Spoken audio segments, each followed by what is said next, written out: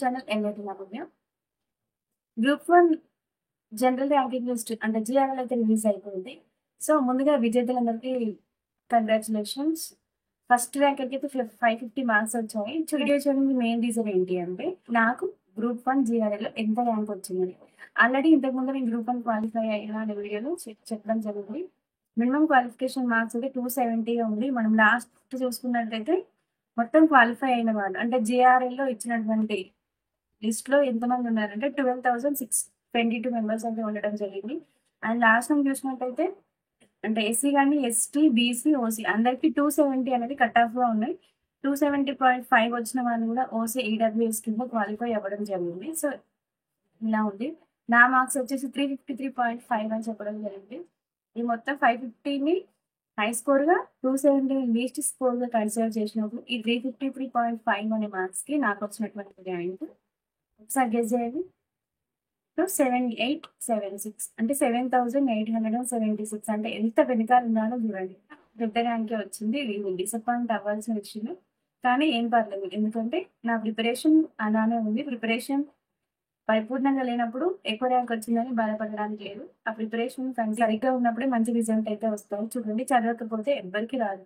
మనం దీన్ని బట్టి కూడా ఒక విషయం చెప్పడానికి ట్రై చేస్తున్నా. ఏంటి అంటే, మనం ఇంతకుముందు ఎంత చదివినా కూడా ఎగ్జామ్స్ అప్పుడు సరైన రీజన్ కానీ అసలు ఏం చదవకపోతే ఎగ్జామ్స్ అప్పుడు సరిగ్గా అటెంప్ట్ చేయలేము. సో, అందుకని అంతకుముందు మీరు ఎంత ప్రిపేర్ అయినా ఎగ్జామ్ ఉన్నప్పుడు ఖచ్చితంగా రివిజన్ చేసుకోండి. ఏవైతే మీరు ఇంతకుముందు చదువుకున్నారో మళ్ళొకసారి రివిజన్ చేయడము, ప్రాక్టీస్ చేసి రాయడం ఖచ్చితంగా ఫామ్‌లోకి రండి. అట్లయితే మనకి గుర్తుంటాయి. కొంచెం గ్యాప్ వచ్చినా ఇవి మర్చిపోతాం. ఎందుకంటే అన్ని ఇయర్స్‌కి సంబంధించినటువంటి డిఫరెంట్ సబ్జెక్ట్స్ ఉన్నాయి. డిఫరెంట్ ఇయర్స్ ఉంటాయి. డిఫరెంట్ ఇన్సిడెంట్స్ ఉంటాయి కాబట్టి ఒకదానికొకటి కన్‌ఫ్యూజ్ అయ్యో, మర్చిపోవడమో జరుగుతుంది. సో, అలా చేయకుండా మంచిగా చదువుకోండి. ఇంతకుముందే నా సక్సెస్‌కి రీజన్ కూడా చెప్పిన కదా!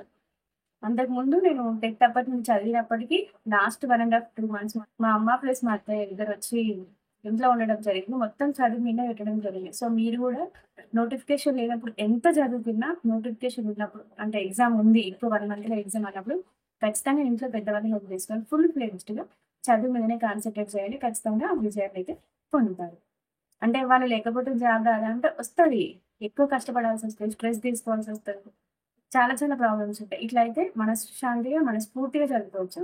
సో, ఎటువంటి టెన్షన్ ఉండదు. ఎందుకు మనం టెన్షన్ పడుతూ ఎగ్జామ్ రాయాలి. ఒకవేళ బై మిస్టేక్‌లో టెన్షన్ పడుతూ రాసి సరిగ్గా ప్రెజెంట్ చేయలేకపోతే ఇప్పుడు ఉన్నటువంటి నోటిఫికేషన్ మళ్ళీ ఎప్పుడొస్తదో తెలీదు కదా! సో, మన చేతిలో లేని విషయం గురించి మన చేతిలో ఉన్న దాన్ని పోగొట్టుకోవడం కరెక్ట్ కాదని నా ఉద్దేశ్యం.